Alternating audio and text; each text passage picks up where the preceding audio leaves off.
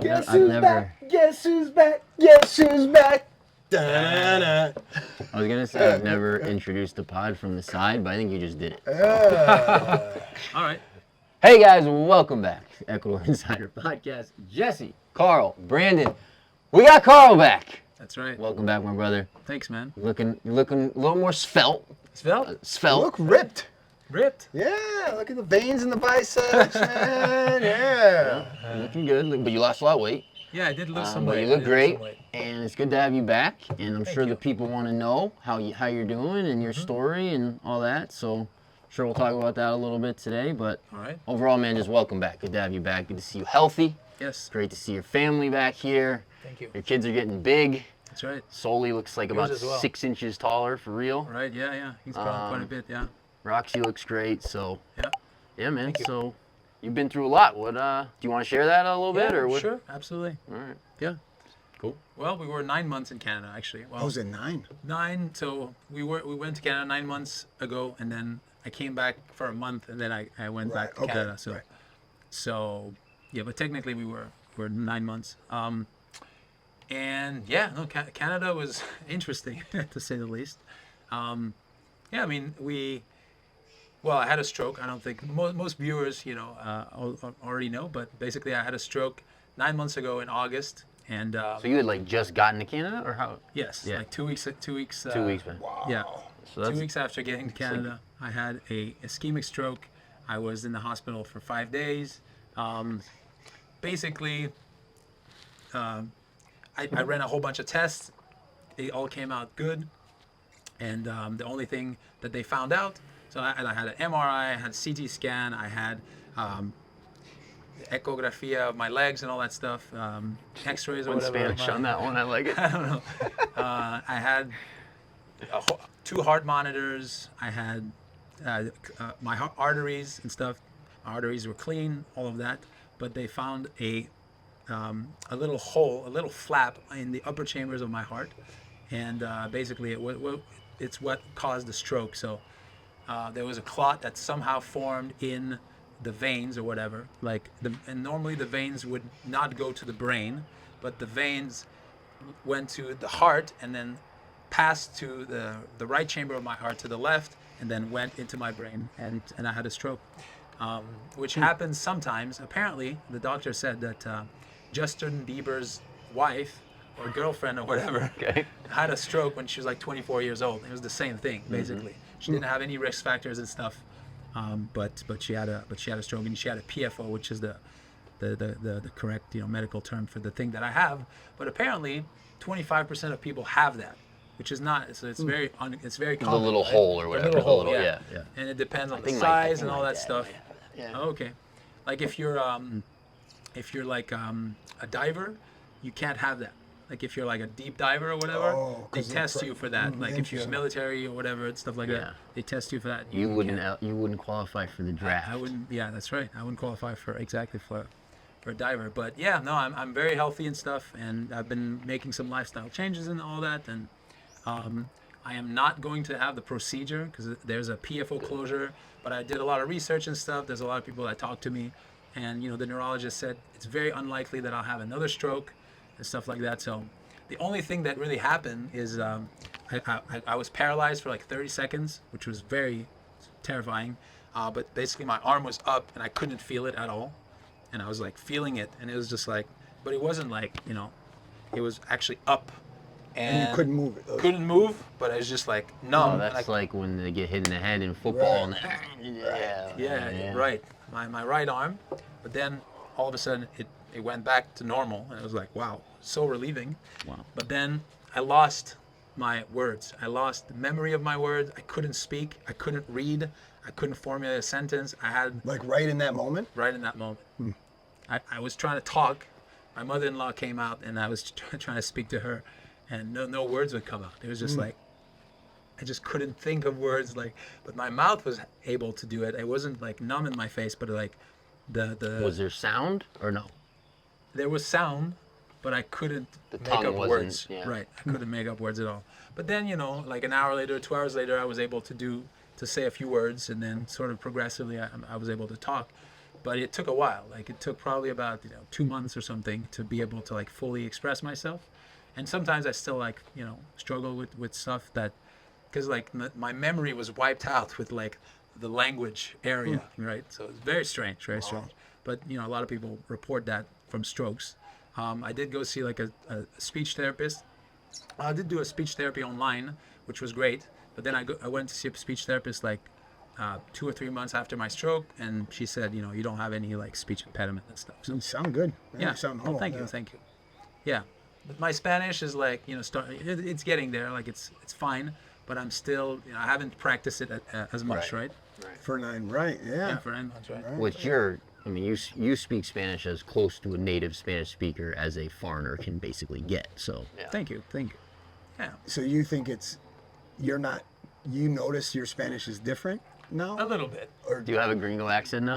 No, I don't have a gringo accent, but sometimes, like I used to be really good in Spanish in some ways, like 9 months ago, and I'm still okay, but sometimes like sentence structure and like sometimes I forget little words and stuff that I need to remember, But with practice, like the brain is amazing. The brain is creates it's whatchamacallit? See, Neural that's- pathways? neural pathways or Neuroplasticity. neuroplasticity. That's right. That's right. Yeah. Cool. Yeah, but Canada was good overall. I mean, we were living in Victoria, British Columbia, the island of Vancouver. Beautiful place. I mean, it's really gorgeous. Lots of forests. We hiked mountains. The oceans is there. There's a lot of lakes and stuff. It's actually probably one of the most beautiful places in Canada, actually. Kids saw snow for the first time, huh? Yeah, and then we went to Montreal to Quebec for a month to see my mother and my family, and it was very cold. Lots of snowstorms, lots of ice. The roads were blocked. It was like one of the worst snowstorms since the 1890s. Oh, my daughter was there during that time. Yeah. She was in the east coast of Canada. Right? during Oh, that time. East Coast. Yeah. Where was she? Like Montreal, but Montreal. not like Montreal, but like that Quebec, Okay. Quebec, Yeah, like yeah, somewhere. sure. I have no idea, Okay. but East Coast. What did she do there? Canada, somewhere, North America. 51st state, I heard, right? No, No. you'll learn the geography when it gets. No, it's my stepmother does retreats, and I went to it in Tahoe like a year ago or whatever, and Oh, did Ide go there as well? they went also in Canada. Right. She did it also in the Quebec, somewhere in Quebec. It was the same Rural. place that your daughter went to? I believe probably. Okay. But yeah, my daughter was there, and she said it. I remember her telling me that it something about the snow, that it was the most something in something years, Yes. and that was while she was there. So Right, that's right. all. Yeah. Yeah, same thing. Yeah. Oh, the snow was wild. I mean, it snowed like 3 feet of snow in one night, basically, which is a lot, because the snow plows, they can't handle it, basically. So. The kids enjoy it or no? Oh yeah. Oh like yeah. so? I mean, it was super cold. I mean, Right. the kids never felt that, but I forgot how cold it was, living here. It was like minus 25, minus 26. Yeah. And sometimes it gets to Minus minus 25, 26 Fahrenheit. We're talking No, about. no, Celsius. Oh, Wait.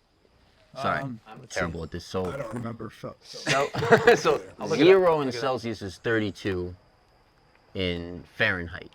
So minus 25 Celsius is warmer in Fahrenheit. Right. So it's probably like 0 or something. right. Yeah, close. Minus 20, 25, minus like 25 is minus 13, Minus 13. That's 24. a little nippy. Yeah. It's a little nippy. Yeah. Well, it goes even above that, like, and with the wind chill factor or whatever, it's very cold. Make your Very nipples stand on end. No, absolutely. I mean, I was cold all the time. Like my hands and feet were cold all the time. I don't know. Yeah.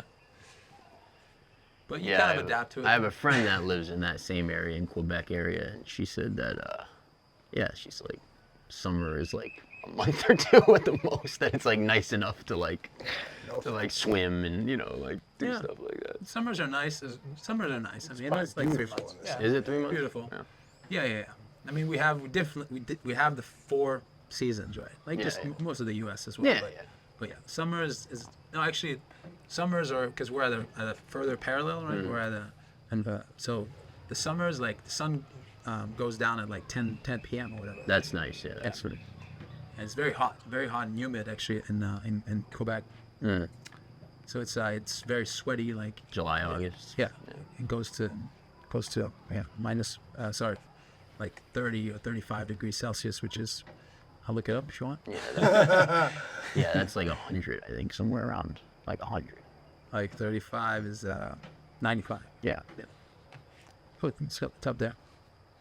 Yeah. So how does it feel to be back after the? Oh, it feels great, man. Yeah? I mean, it feels great. Honestly, like I was really looking forward to be back, but like it's I mean the weather, the fruits, the people. Like I mean I go into town and it's kind of crazy. Like the whole town kind of knew I had a stroke, right? Oh, yeah. Somehow it was online and stuff like that. But like just the the rumors and stuff and whatever the gossip or the talk of town.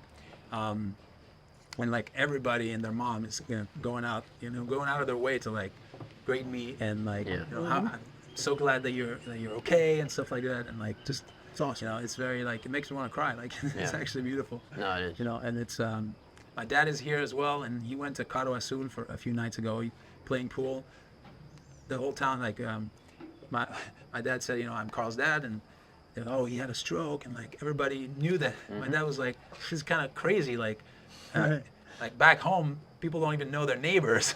Like the whole town knows that you had this medical event or whatever, right? It's kind of Cool. it's beautiful. How are the kids? Were they looking forward to coming back? Were they kind of in a routine there, or how did that No, go? they were looking for it. They were looking for it. Back, Nice. for sure. Yeah, I mean it's our lives, like we're Vilcabambans. That's right. The kids are Vilcabambans. They're born and raised here. But yeah, it's very good to be back. Truly born and raised here. Right. And we have another child coming Yeah. on the way. When? 2 months from now. Yeah. She's 7 months pregnant. That's right. She's Another like one born here. 30% of my day's size. And Yeah. when's that day? When's she? Next month. Oh yeah, so it's all close. Yeah. Yeah. Usually 30%. Roxy's 30% of Ide's size. Size. I mean, Really? yeah. Have you seen Ida? Yeah, I did. Yeah. But Roxy's got a pretty big belly as Yeah? well. Yeah. I don't know. When I saw her, I Yeah. don't know. Well, but you have two. Oh yeah. I mean, right. I mean, that's kind of what I'm saying. Yeah. Yeah. That's pretty wild. So there's 3 heartbeats in her body right now. Oh wow. That's Yeah, that is kind of interesting. wild, isn't it? Yeah. 3 different heartbeats. Can you imagine that bond in the womb, like between two human beings? Very interesting. Well, right, but yeah. No. That is interesting. I saw this video where there was an infant and its mother had died, and I guess she was sick, and so they knew she was gonna die, and so the husband or the grandma or something recorded an audio of the mother's heartbeat. Huh. And the baby, it's the only thing that'll calm the baby down. And so the baby will be like, doing what babies do, and they'll play the audio, boom, boom, boom, and the baby will just like settle right in. Wow, beautiful. Yeah. Yeah. Yeah, but it's really good to be back. I mean, we go on hikes and stuff. I went on a hike at the San Pedro Project, actually. Really nice hike. With the family or? No, actually, I went with a friend. Actually, well, Roxy was there, but she didn't want to hike. Just a little bit steep. Yeah. And my son and I are going on bike rides and stuff. Going to the river. Went to Piedra Grande and stuff. It's really it's great to be back. It's great to be Good, back. man. The food is great. People are awesome. I mean, people are so like the Ecuadorian people are, they're so humble. They're so real. Yeah. Right. Like. I just realized that. Yeah. Not pretentious. Not pretentious. Yeah. Genuine. Humble, authentic, not pretentious. Right. Yeah. So Genuine. how are things in Canada then? So like it's obviously for you'd gone back a few times. The kids have gone back a couple times, but they didn't ever spend that much time away, right? Mm-hmm. So how is it like? How is it culturally? How is it price-wise? How is community there? How, talk a little bit about that for being here for as long as you were, and the family being here for as long as you were. And Just for people that are watching, I mean, you got here when you were like 19 or something. 20. 20, Yep. and you're 34 or something. 34. Yeah. So 14 years, basically your whole adult life. So Pretty much. that's why the question, right? It's such a, Yes, you yes, know, yes. Yeah. Yeah, I mean, Canadian, of course we can't generalize, not all Canadian people are similar, but Right. Not all Ecuadorian people are good. Right, sure, Right. Yeah. sure. Right. yeah.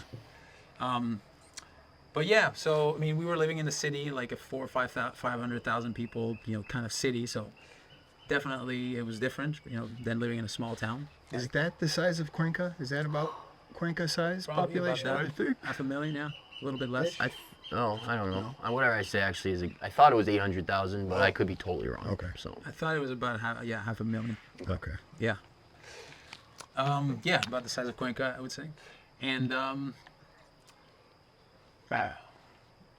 it It's can't very- be, because Loja's like 250,000. It can't be. It's more than double Loja.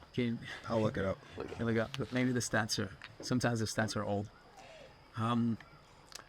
Yeah. What can I say? Like it was hard. Like, I mean, the community that we got is when we went to church, and the church was kind of like our community, like our friends and stuff. Yeah. Like we plugged into that, and then kind of like it becomes, you kind of like, it becomes like your community basically. But we didn't really know any of our neighbors. We didn't know the people that were around us really. But it was the church, that was our friends and community and stuff. But people are busy. People have work. People the kids go to school and stuff. So we weren't really getting together with a lot of people. Like here, you can get together with people every single day. Basically, like people are not working as much and stuff like that. And the kids are, a lot of kids are homeschooled and stuff, right? So it was definitely different. But we had help from Roxy's parents, right? My wife's parents. And they would go on activities with us and stuff, and it was nice. It was nice to see family. Of course, my family as well back home. We had dinner with them and stuff, and but it was our community, like our family, and maybe the church was kind of like our community. Whereas in Vilcabamba, like everybody's your community. Like you just kind of interact with most people in some ways, right? Mm-hmm. It's very different. Yeah. Okay, so Cuenca city proper, they're estimating between 600 and 620,000 in the city proper. And then with the broader Cuenca metro area, they're saying around 730,000 included. So Interesting. let's see what it says about Loja too. Yeah, I think the 250 I used for Loja is probably not city proper. I think it's like 175 or something.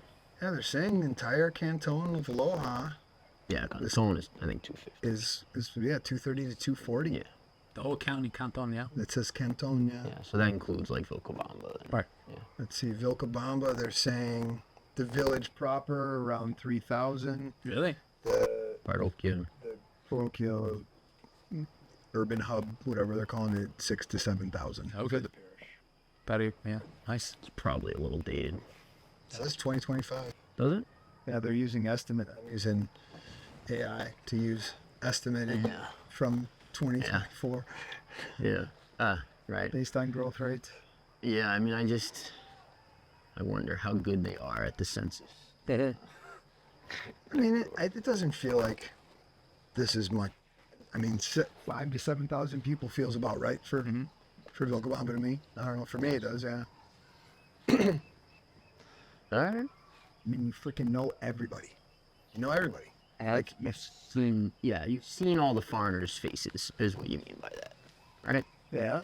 I guess. Well, I mean, like, there's a lot of faceless locals that you wouldn't know, like that you would. Yeah, I mean, you see a lot of locals though.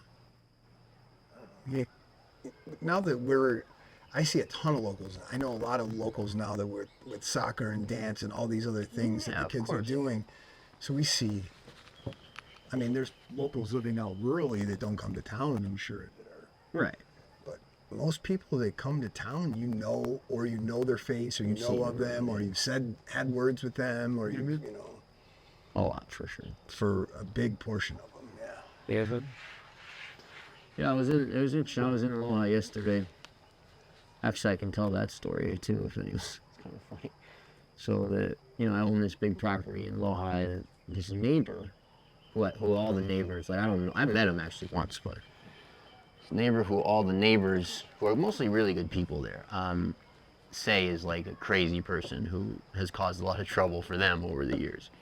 So anyways, this guy is basically trying to steal this like little portion of my land, or he went in there with like the heavy equipment. Wow. And I mean, it's a 200-hectare finca, and basically he's trying to steal like 1,000 square meters that are like next to him. So it's really honestly meaningless to me. It's just the principle of it, but he's trying to divert the river so that he moves it from here where this piece is mine to here where this piece would be his. Because, no way. Because on the title it's to the river, right? Oh, So if the river moves, your border moves, and that's the case in most of Ecuador. Like, you know, if you have a river as a border, your land goes to the river. So he's wild. yeah, so he's gone in there like 6 months ago he started, you know, and people are telling me, and I'm like, wait, kidding me? Is it like, there's no, like, it's an absurd thing. It's not something you would expect anyone here to do, and it's not going to get away with it, and it doesn't make, it's very, like, there's people around. It's not like he can just do that and no one's going to, and he even like went into my land like even more in one spot because I don't even know what he was trying to do, but he's just doing crazy stuff. So I sent people out to go like, you know, to go deal with it, and I figured he would just stop because, you know, he's caught, and, you know, but he didn't. He just kept going. So I had to get a lawyer and like, you know, do it that way. So I went to yesterday. I mean, do a couple other things, but I went. The main reason I went was because I had to go to the Fiscalia, which is like the prosecutor's office, like the state prosecutor, the equivalent of that, and just give my statement, just tell, you know, have the conversation basically of what's going on. And so so I did that, and it's interesting, like, you know, it'll be like an open and shut case, and he'll have to pay me a ton of money in damages. And we just went through this with a guy that stiffed us for $13,000. We just went through this. It was the only other lawsuit I've ever been involved in here, but we just went through this where, you know, a guy stiffed us for $13,000. We had to sue him, and, you know, everybody's always like complaining and saying like how bad the justice system is anywhere else, and this and that. Man, and I've said this since I got here, and I used to help clients occasionally with like some legal matter or something, so I sort of got to see how the courts work. And I know you worked in the courts, and you might have a slightly different. Yeah. Watching your cock there, you might have a slightly different. What's he doing? He's checking you. He's listening to your story. Yeah, He's interested. intently. So yeah, I think the criminal justice system here in general is fantastic. Like the way that case went, the previous one, you know, not only did we win, and not only was it like smooth and simple, and like the lawyer didn't cost very much at all, and I didn't really have to do anything, and I had to show up to court once, and even that I didn't have to. I could have done a power of attorney, and I did have to give testimony. No, but even that you can do via Zoom. You can actually even do that via Zoom. If you file something, they'll let you do it via Zoom. Was it a criminal case? No, this was civil. Okay. Yeah. So maybe it's also different. I'm sure. I'm talking civil. Yeah, I'm talking right. civil. Yeah. So not only did we win in like open and shut, but then the way they works is they tacked on like $4,000. So like he's got to pay the 13 plus another 4. He's got to pay all my lawyer fees. He has to pay interest every day until he pays is more interest. The interest rate's really high.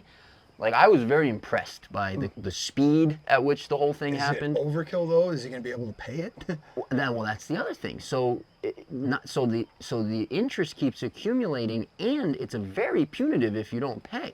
So you can take his assets quickly. Like, it's like, you know, you're getting paid, and the clock's running the whole time on the interest. So unless he has zero assets, like unless there's nothing in his name, and you can't put a lien on anything. Right. But even then, I think maybe, and this don't quote me on, but I think maybe there's even like a criminal element that could come in if, I'm not sure about that, but my lawyer, who's great, is completely not concerned about getting the judgment paid, which, you know, again, in the States, that's really hard. Like, you can win a judgment and never get paid. In the States, that's very common. Anyway, so I went to Loja for that. But it was interesting. You know, I lived in Loja from like 2000, probably 14 to 2019, something like that.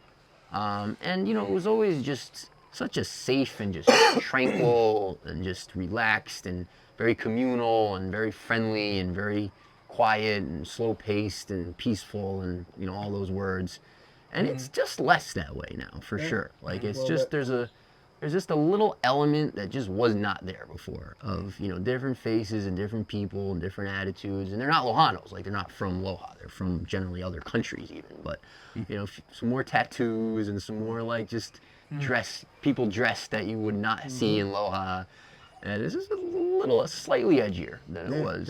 There's like some of the families that, you know, we go to soccer every Saturday in Loja, and we're there for, you know, sometimes we're there all day into the night sometimes, and we're going, and Diego's telling us, like, all right, here, like, this is a part of town, you know, we're driving through, like, you don't ever get out of your car around here. Oh, really? Yeah, he's like, at night, he said, he's like, if you don't know this area, he's like, it's not worth it. Like, just keep driving through. Like, he's lived here his whole life. That's what he, you know. Yeah, he might be being a little overprotective, but Maybe. I mean, he's like a mama hen. Like, his wife's in the state. His ex-wife. His wife left, you know, him and the boys. She's in the States, you know, working, and he's here raising 3 boys. oh wow. And so he is kind of like a mama, you know. He'll like when we were first going to Loja, he's always telling me, okay, bring a coat and bring an umbrella, and, you know, Bring your sunscreen. pack your you know, like that. Like, it's like kind of Take your lunchbox. right? The opposite of like the machismo Ecuadorian traditional man. Like, he's like thoughtful, caring. Not that they're not, but, you know. Yeah. That's funny. I mean, if you are being mom, you kind of do have to take that on. Yeah. Yeah, it's interesting when you're talking about, like, things changing in Loja, but just culture in general, and you were talking about, you know, being back in Canada and then coming back here and realize, you know, maybe reappreciating the culture and the community and the people. And, you know, I've been getting comments on YouTube, several, probably, I don't know, you know, we haven't done a ton of pods, but the last couple, we've been getting some reoccurring themes about, you know, hey, I'm Ecuadorian, I'm in the States, you know, or I'm married to an Ecuadorian in the States, and, you know, family, and we haven't been back in, you know, 10 or 15 years, 20 years, some of them, and all of our family, or my wife's family, or my husband, whoever's still in Ecuador, are talking about how Ecuador's falling apart and Ecuador's a mess and don't come and blah, you know. And it's interesting perspective because, you know, if it's all you know, like, it's kind of the same concept of people that haven't been here, you know, that are traveling, and they're seeing, oh, cartels or this or droughts or mudslides and this, and they're like, oh my God, Ecuador's dangerous, it's crazy, people are gonna rob me, and you two particularly have lived here for a long time, decades plus. We've been here almost 4 years now. It's not like that at all. The people are not, in general, again, not everybody, but in general, the people are caring and authentic and want to help and thoughtful, and it's much different being here than it is in the United States. Your experience in Canada, in general, like, the communities aren't generally like that, where I've lived in many neighborhoods where I don't even know half of my neighbors that I live, you know, a block or two away. So it's interesting when you're here and you don't leave, and you have this perception of what America is or what Canada is, and you know, it's like the grass is always greener. Oh, it's so much better over there, like, you should stay there. And it's like, well, wait, it really comes down to your values. Like, what are your values? How do you want to spend your time? What type of lifestyle do you want, and where does that fit? You know, where in people that want a more relaxed, natural lifestyle that they can live in a healthy way with real community. Ecuador checks a lot of those boxes, and some of the trades for that are maybe some of those inconveniences and some of these things that we've talked about that some people may think they want but they can't handle what comes with it. You know, they can't handle that, or they don't give themselves the opportunity to unwind, and you know, they don't stay here. But it was just really interesting to see some of those comments from folks that were either Ecuadorian or married to Ecuadorians living in the States that haven't been here in years, hearing what their families are telling them. And I don't know exactly what parts of Ecuador and stuff, but It's a very different place. I mean, it's a very special place, like Vilcabamba and the surrounding areas, right? Like Guayaquil, Quito, Riobamba. Like there's also like most of the densely populated populations are over there, and you know, in there's- metro areas, yeah. right? And I wouldn't want to live there. Right. Agreed. Yeah, I mean, nor would I want to in the States, but that's just my personal. Sure. Right. Not because it's bad necessarily. Yeah, I never wanted to move back into Chicago or New York, I have friends and family that will never not live in the big metro area. And there's stages of life, you know. I mean, I even, like I said, I even lived in Loja for years. Like, I don't even like going anymore. You know, it's tough on my nervous system just being in large population centers in general at this point in my life. You know? It's interesting too. Like, I've seen some of those comments where people who either, you know, grew up here and moved away, or are from here but never really lived here, like you're talking about, like who are appreciating sort of our perspective on the ground of life here. And it's like, I just think it's just so easy to get caught up in just propaganda in general, in anything, and to just go with the crowd, you know, just kind of not really think for yourself necessarily, or you know, I was thinking about this yesterday too when I was in Loja. You know, it's like you got a Calvin Klein T-shirt. It's like $3. The difference between that and an actual Calvin Klein T-shirt is a licensing deal. Like, is licensing. Like, that's it. Like, there is no difference. It's the same fabric, comes from the same factory. It's the same T-shirt. Yeah. One has legal protections, and they built a brand that has made idiots like me interested in it because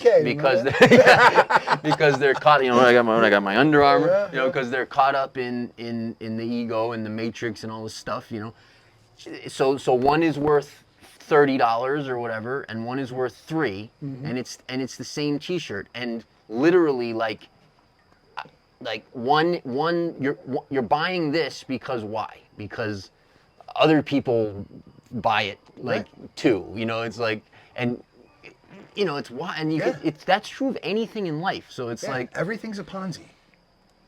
Everything it is, right? It's once there's enough consensus, like enough people. Yeah.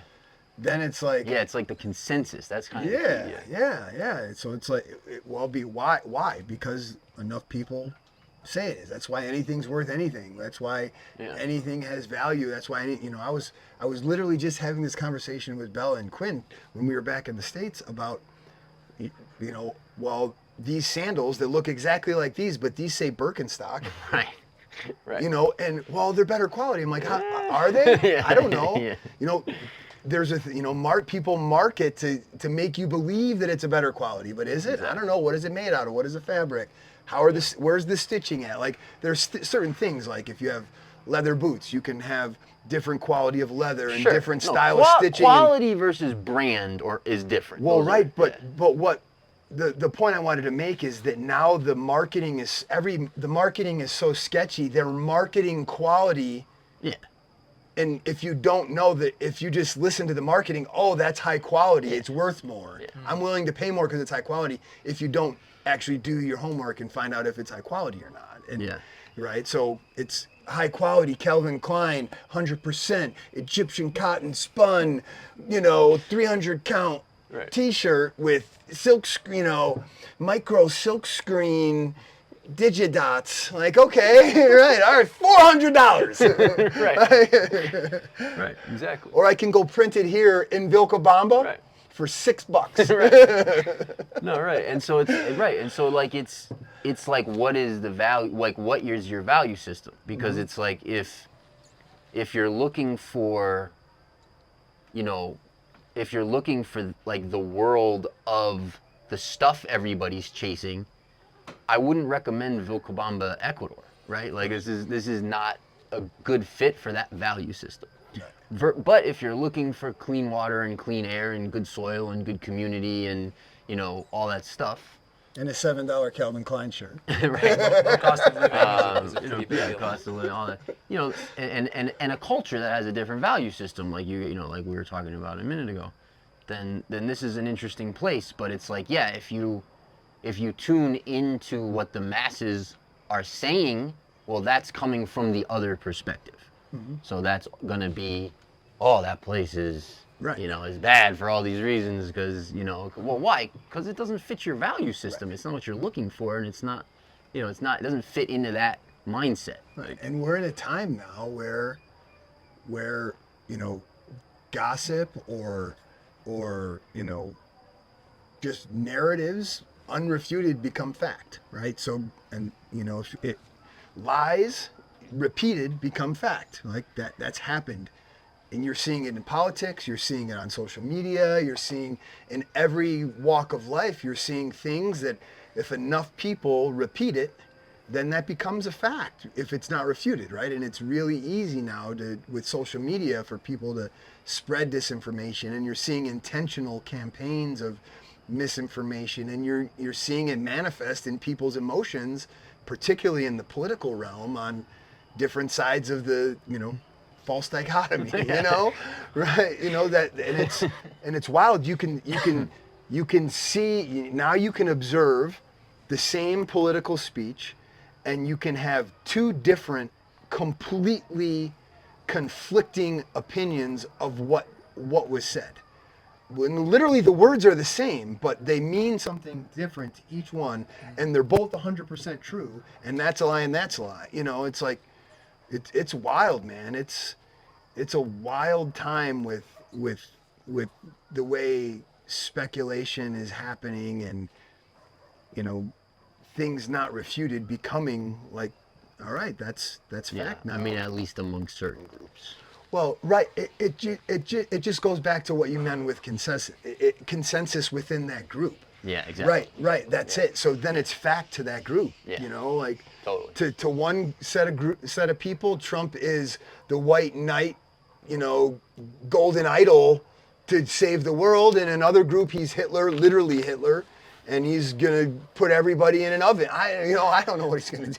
That was a bad analogy. That's a great analogy. but into the oven with you. Get in the oven. It's like Hansel and Gretel, right? The witch in the, what is that parable or that fable with Hansel and Gretel? The witch is like trying to get one of the kids into the, isn't that? I don't even remember. Something like that, yeah. But no, it's true. true. But the point is that that's true. People believe that that's the truth. Period. About that man in particular, and that's just one anecdote because that's the easiest one to come up with. The oven one, you mean?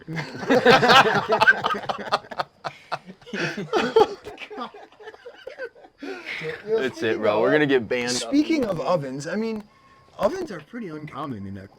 Like, not as common. They're not. Well, in rural, like any rural Ecuadorian home that I've been into, mine has a stovetop. Most of them don't have ovens. I would say, yeah. Yeah, a lot more don't, for sure. Yeah. I would say a lot more don't than do. Yeah. No? A lot more don't than back home, for sure. Yeah. But yeah, they don't make that many dishes in the oven. Right. Like they don't really make things. They don't bake. I mean, you go buy bread at the panaderia. Right. Yeah. They don't make bread. I mean, normally don't make a lot of bread.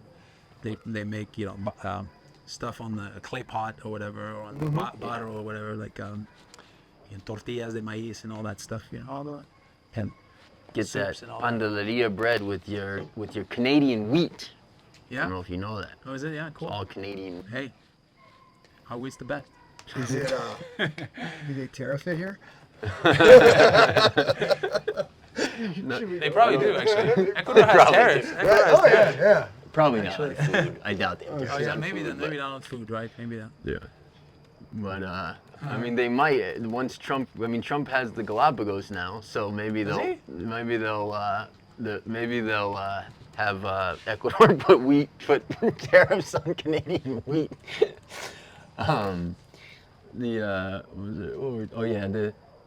is it? Noam Chomsky wrote that book, Manufactured Consent. But it's. I was thinking when you were talking, Brandon. Like, I was thinking about, just the level of sort of Orwellian kind of stuff that goes on now. I remember when Joe Rogan, I think was he taking ivermectin or something, and then they put out a video of him and they edited it so that he looked yellow and sickly. His skin tone to like green. They said like, oh, Joe Rogan's taking horse dewormer, and they make him look like he looks sick and he looks like crap. And then I was thinking about like the Kamala Harris 60-minute interview where they literally edited, the interview to make her seem more sensical or more just to look better, to make her answers seem more logical and sensical and things like that. And they got caught and admitted it, but yeah, we're definitely living in times where, reality is very, unless you're just by yourself in nature doing it that way, which is real reality, but in terms of the reality that is the consensus or is the accepted reality as it's in society or on TV or so on and so forth. Yeah, it's interesting times that way. Interesting times. So this is saying that as of January 2025, there's been a tariff exemption for wheat that was extended another 5 years until December of 2029 per a foreign agricultural service. This is for Ecuador? So it's, I guess there's these different types of 13 marker products under the, what is the APBS? The Andean Price Band System. There's 153 total products, 13 marker products, whatever any of that means, but there's exemptions on tariffs, and apparently wheat is one of the 13 marker products under this. Oh, I'm wrong. You're right. There's definitely tariffs on food items. Because I pay $10 for a bottle of Tabasco. That should be $4. These types of things. Right? Yep. Yeah. So wheat apparently is one of the ones that are exempt through an exception. And I believe they've been removing some of the tariffs. Yeah. Like almonds used to be way more expensive. Okay. They used to be like almost $8-10 a pound or whatever, and right now, the store is like $5 a pound or whatever. I think potentially like European products they've been removing, or at least under Korea they were removing some of the tariffs or the. Yeah, there were some trade deals made under Korea. There were some trade deals, I think, under Moreno as well and under Lasso as well. They've been talking about a trade deal with the U.S. forever. It hasn't happened yet. That would be nice. I mean, if Noboa wins the election, the runoff, it's next month, I think. Yeah, couple weeks, yeah. I mean, he was front row at Trump's inauguration, so I'm guessing. He was front row? He was front row, yeah, like right close to the podium, so. Interesting. I would imagine, I mean, strategically, there's strategic reasons why the U.S. want Ecuador in their sphere of control. Yeah, I mean the port particularly, and then natural resources as well. Yeah, there's other things like if you look at militarily. Oh, really? Actually, because of the Galapagos or something else? If you listen, people say like this guy's, what do they used to call Alex Jones, like a paid or controlled opposition. Yeah. So people will say that about Eric Prince and some of those guys, like from Blackwater and guys like that. But he had a podcast on he did a podcast a month or two ago, and he had a guy, military expert, that understood Ecuador strategically, and they were basically calling it a 3-meter target and how important it was to the U.S. and blah, blah, blah. So it's interesting to hear that, their perspective, whatever that means.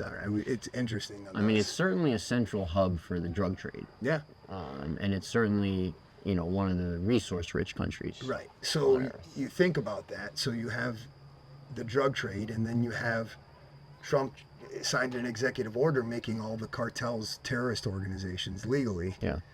So now they can seize assets. Now they can freeze bank accounts. In the States. So now it's going to be much harder for those cartels to maneuver through the U.S. financial system, which that's a big portion of their business, if they really want to enforce any of that stuff. So the fact that you have that going on and you're working strategically there, it's interesting nonetheless. Because like is Colombia kind of allies with Ecuador with the U.S.?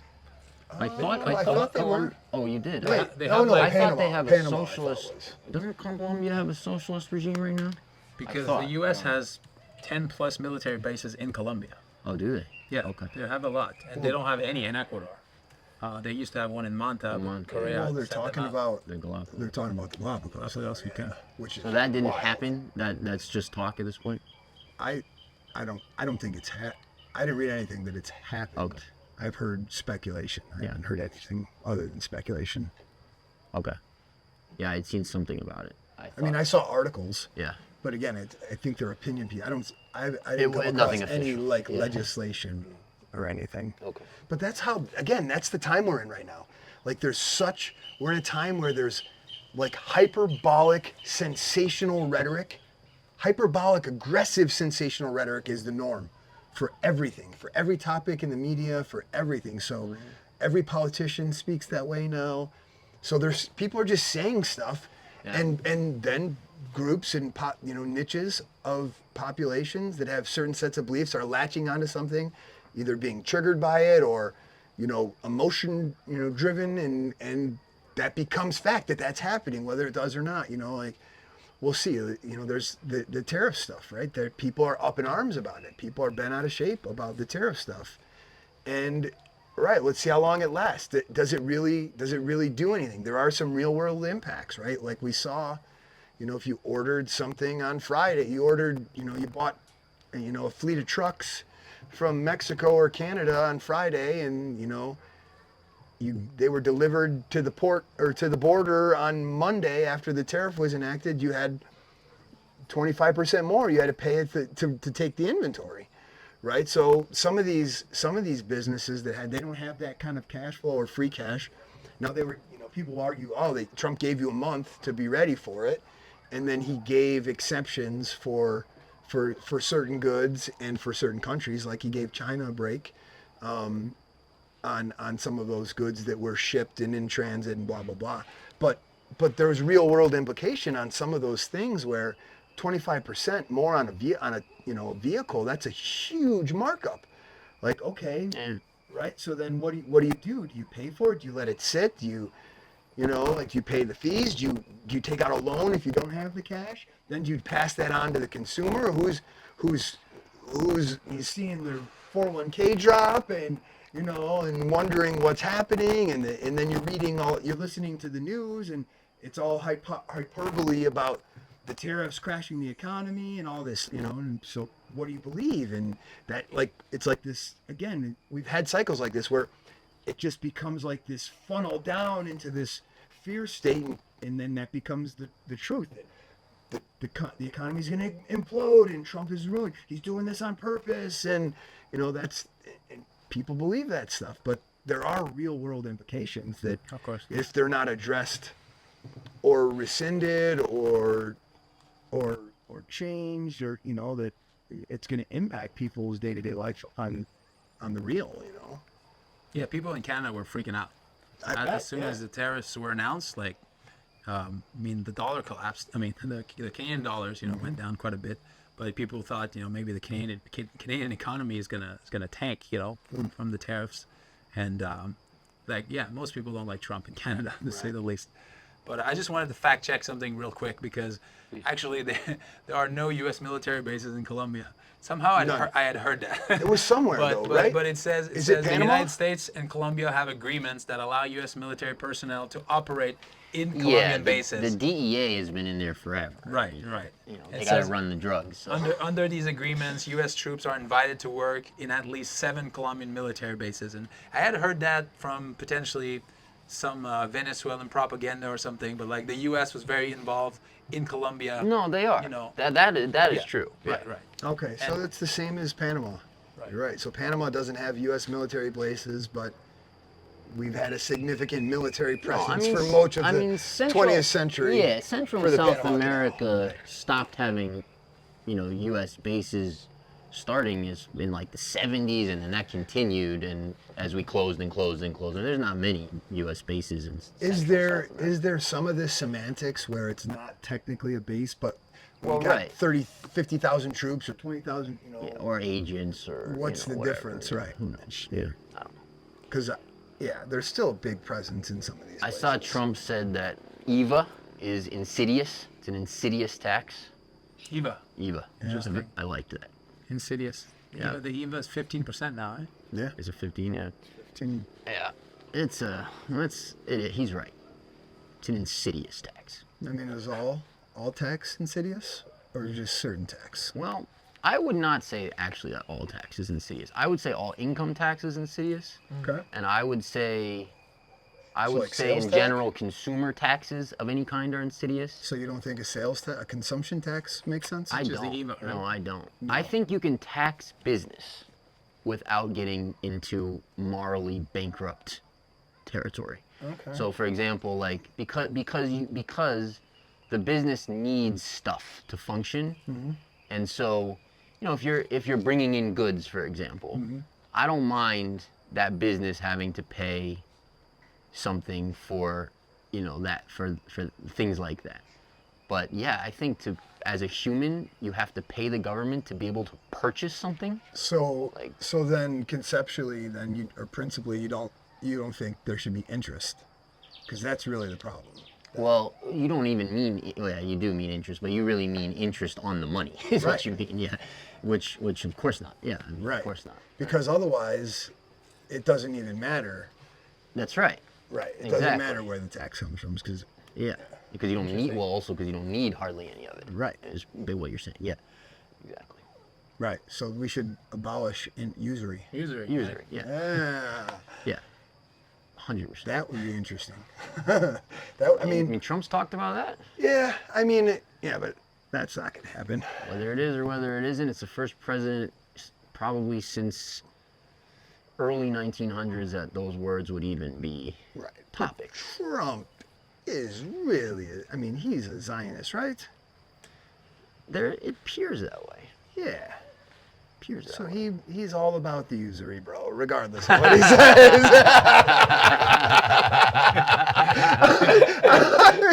I mean, come on. That's hilarious. I mean, Maybe.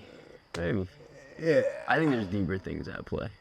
No, yeah, I just mean in general, though, like this topic, like the taxes stuff, because people get up, in the States right now, that's like a big thing, like with tariffs and taxes and all of a sudden the national debt's such a big thing, and we've got these bonds to roll over and blah blah, and Elon Musk's Doge, and they're cutting expense and waste, and people are upset that they're kind of going in with the chainsaw and not really thinking through with a plan. Whether that's happening or not, I don't know. But there's critics on both sides. But it's not like any of the tax, the taxes that they're collecting from people isn't enough to balance the budget or, eliminate the national debt anyway because of the usury. Yeah, and what you mean, just so people It's a understand, misallocation what of you capital. mean by that, and I'm not even correcting you, and just so people understand what you're talking about. When money is created, it's created at interest. It's created with interest attached to it. So the repayment of that interest, of all of the what you owe on the entire money supply, has to be paid back. And so we get to these points where mathematically, it doesn't matter how much money you take out of the economy, you take from people to pay it back. You can't. Right. There isn't enough to pay Right. it back. It's math. So that's what you mean. Yeah. And that's what's happening. So like now, but the narrative right now is that these cuts are going to, on one side, is they're going to save America, balance the budget, and eliminate the national debt, and it's like that's not possible. Yeah, but I like the fact that those concepts are being talked about, and I like the fact that we're being injected into the mainstream conversation is stuff that people like Ron Paul were talking about Oh, a yeah, long time ago. And and other people. I remember saying, like when I first kind of like woke up to things and started figuring out this world a little bit and stuff. I remember saying to people like, well, I'll believe that a politician is not bought and paid for if maybe like at least consider that as a possibility if they're talking about abolishing the debt-based monetary system. If I hear that, then let's look. And we're actually like kind of having that right now. I don't think so. Yeah, well, I mean, Who's having that conversation? Really? In earnest, anywhere. well, you'd have to define in earnest, but there's been comments, things that have been said, and people who have been tapped, and people who are being listened to, who are certainly have those ideas, and certainly Like who? well, like Ron Paul. Whoa, Ron Paul but got even- shoved out of politics. I was going to be a yeah. delegate No, I know for you're a Ron Paul, guy. dude. I was a Ron Paul guy. I got all personally, his books and the Fed. I Oh personally my God. came to the conclusion that I thought he was controlled opposition, but I don't know that. No, he got Or not, screwed. I mean, he's one of those guys. He's kind of like an RFK way, in a way that whatever you believe about RFK, what his values are, what his politics are, listening to a public speech is rough because of his vocal cord issue, right? Yeah. Ron Paul was similarly Oh yeah. rough to Oh, yeah. listen. He was not a good public speaker. No. And it was brutal. So I think that was a big. I don't think he was controlled opposition. I think he's just. Yeah, and I don't know if he was or not, but he had a lot of good ideas. I liked a lot of his ideas. Yeah, I mean they changed the rules in the convention. Yeah. I'm I mean, they pretty did a very similar. The Republicans treated Ron Paul very similarly to how the Democrats treated Bernie Sanders. Yeah. Yeah. Like I think Ron Paul would have won that whatever year that was. That was the year after 12 maybe, Obama. or- 12. yeah. Yeah. And I think Bernie would have won whatever year that was. Right. Maybe 16. Yeah. Yeah. I think they probably did the same thing also to the Vermont governor that year. He had that scream that the media. Oh yeah, the media- Dean. Dean, yeah. Yeah, I remember him. Yeah. It's gonna rain. Yeah. It was It's so gonna beautiful rain this dollars morning. soon. Yeah, it was so beautiful this morning. I was driving into town. It was like the mountains were green, the sky was blue, and a little bit of clouds. Yeah. Like the colors this colors. morning were It's like just. And the mountains are super green. Oh, right now. everything's so lush right now. It's really nice, actually. Kind of beautiful. Perfect time to be here, really. Yeah. Especially No, if you're escaping the Canadian or U.S. winters, I took a video this morning of just like looking out in the mountains, and I was just out in the grass doing my thing, and it was beautiful.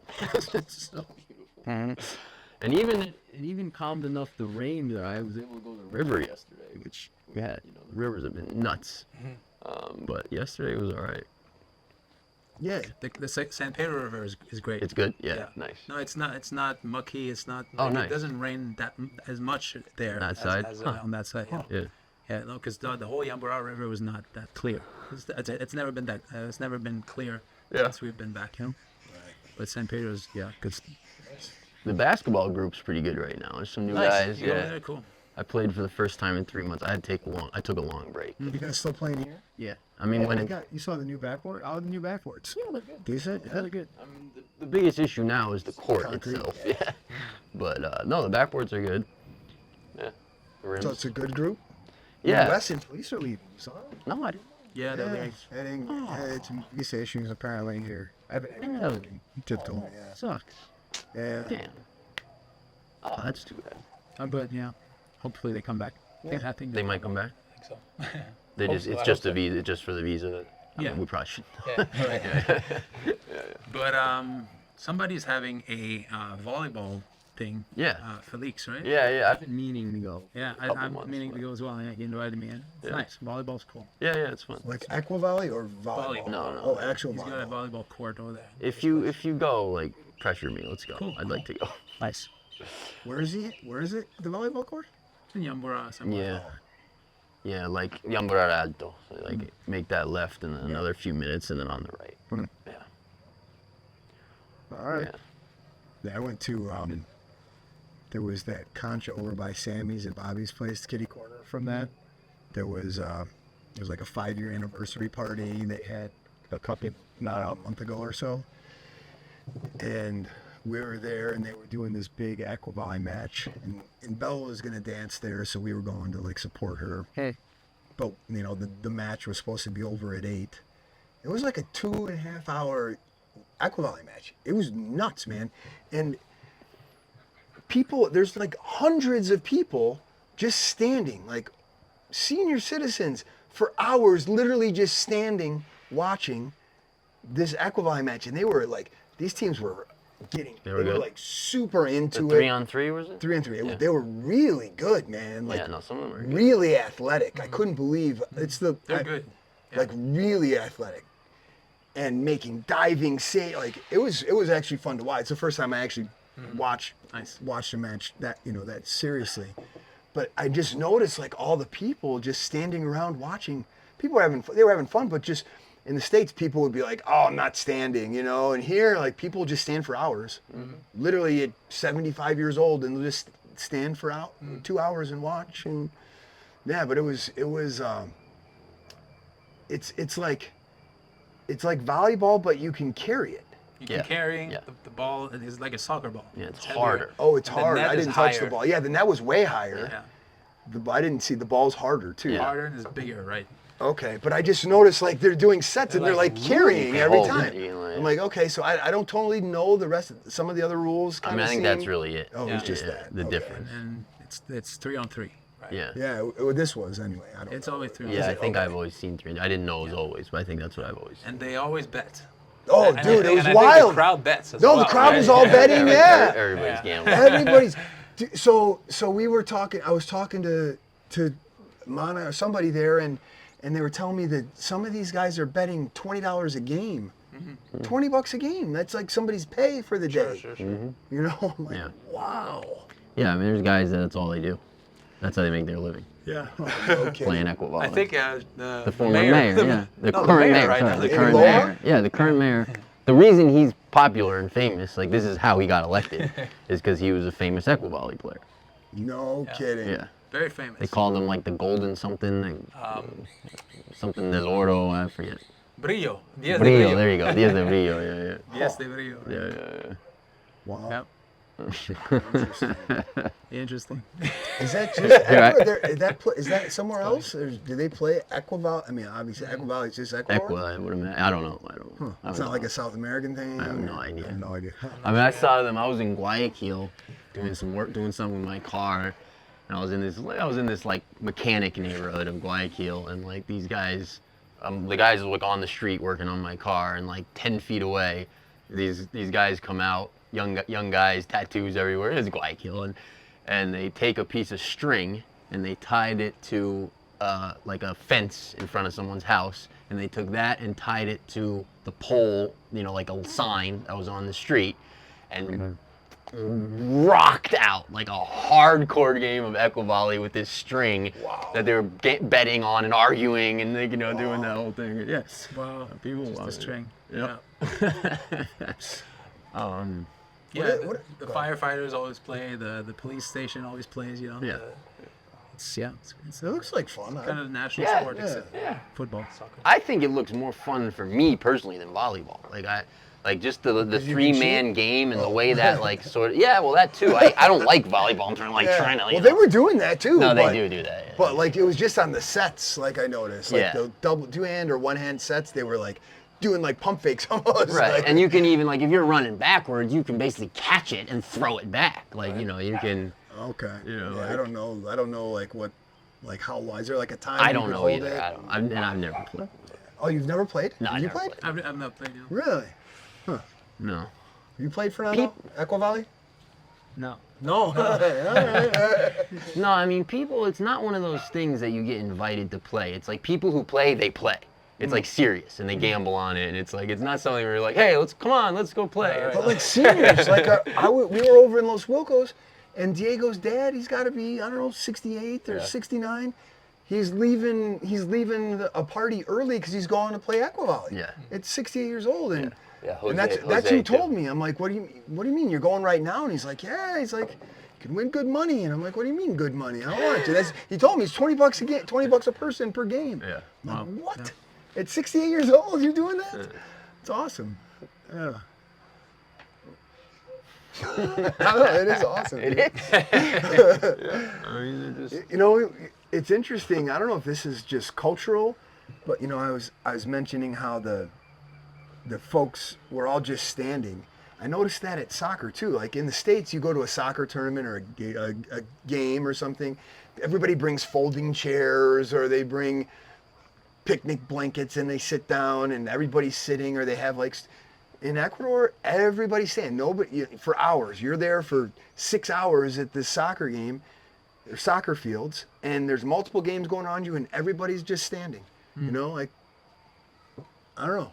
I don't know why. Like, if it's just they don't want to bring a chair, or I don't know. But they're just used to standing. It's like an abnormal. It's like a noticeably different amount of standing here than anywhere else I've been. I saw this thing the other day. It said, if you sit for more than 4 hours a day, you're fucked, basically. Wow. And it just reminds me of what you're talking about, because people here are just in much better physical condition than back home. Yeah. And, you know, it shows, it reflects in a lot of ways, you know. Yeah, that was even, you know, during Carnival, we had some of those dance groups, like from Colombia. There was some older folks from Colombia, and from somewhere else, there was a group of older participants in one of the Ecuador groups. And I was at, you know, like probably 60s, 70s, in like great shape and had tons of energy. There was this event where they, you know, they did this like cultural exchange thing, and it went to like 11 or 12 at night, and they were just dancing like, and I was asking them, then after Belle told me about it and showed me some, I was asking some of them the next day about, you know, like, how do you have the energy, you know? And it's just like, we just never stopped, you know, we just, this is what we love to do. This is what we just never stop. You know, we've danced for 50 years and that's what I do. That's, you know, that's what I, you know, and it's, all right, this is, I stand, I don't need to sit down. I'm fine. I don't, you know, I don't know. If it's just something that's keeping you active, and it seems like in the States, you know, now you kind of are on that hamster wheel. You're keeping up with the Joneses, trying to make ends meet, grind, and then just so you can retire. And then you're just like, by that point, you're like, oh, yeah, right. And you know, you don't have time to even develop either healthy habits, active lifestyle, or you know, hobbies to keep, you know. I mean, you know, you're talking about that guy 68. They're playing on concrete. Right, it's wild. Like Ecuador is for the most part, is played on concrete. Yeah, yeah. He's riding his bike. Riding his bike there and riding his bike back and uphill, you know, up a mountain, you know. Wow. Yeah, it's awesome, man. Make America healthy again. It's inspiring. That's right. It's inspiring, man. That's right. That's inspiring for sure. It's getting chilly. It is. I'm a little cold right now. Yeah. I mean, I got a sweatshirt. I'm a little cold. Yeah. Well, if you guys made it this far, you know, we have a retreat coming up in April. This is basically last call. You know, we've got a nice group signed up. We like to keep these intimate for logistical and, you know, restaurant reasons, capacity reasons. We've got a few openings left, so if you're interested in checking out Ecuador and what life is like, click the link below. Check out the retreat, April 18th to the 27th, I think, are the dates. But click the link below and come check it out. We got a few spots open. And also, if you're not subscribed to the channel, subscribe to the channel. We see the analytics. It's wild how many people watch the videos and aren't subscribed.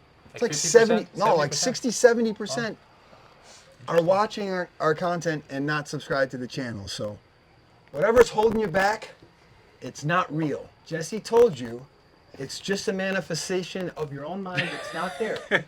So whatever's holding you back, tell yourself a story that I can subscribe and I will. Do it now. Come to the retreat. You won't regret it. It's a good time. It's amazing value. You know, the participants love it. It's fun. Like, it's legitimately a great 9 days. You'll have a great time. Check it out. Well, welcome back, Carl. Thank you, guys. Good to have you back. Thank you. Good to have you guys around. Awesome. And we hope to see you here one day. So until then, See you next time. Take care, guys. ciao, guys.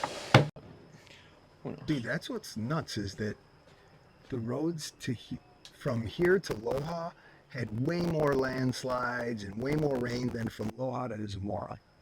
Like we went from Loja to Zamora and the roads were great. There were no landslides multiple times during all of this. Yeah.